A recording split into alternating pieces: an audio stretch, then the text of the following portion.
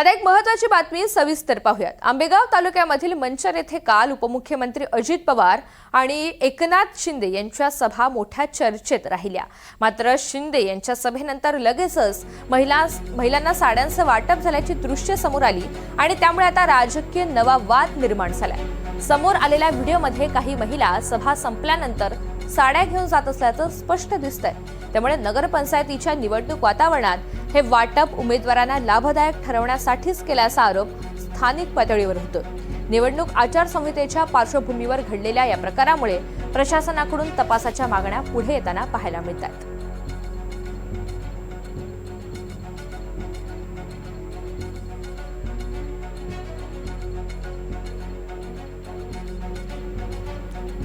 पुण्याच्या मंचरमध्ये काल अजित पवार यांचीही सभा झाली, दुसरीकडे एकनाथ शिंदे यांचीही सभा झालेली आहे। मात्र आता एक वेगळी चर्चा पाहायला मिळते, कारण या सभेनंतर म्हणजे एकनाथ शिंदे यांची सभा झाल्यानंतर लगेचच महिलांना साड्यांचं वाटप करण्यात आलं आणि त्या संदर्भातली काही दृश्य सुद्धा समोर आली।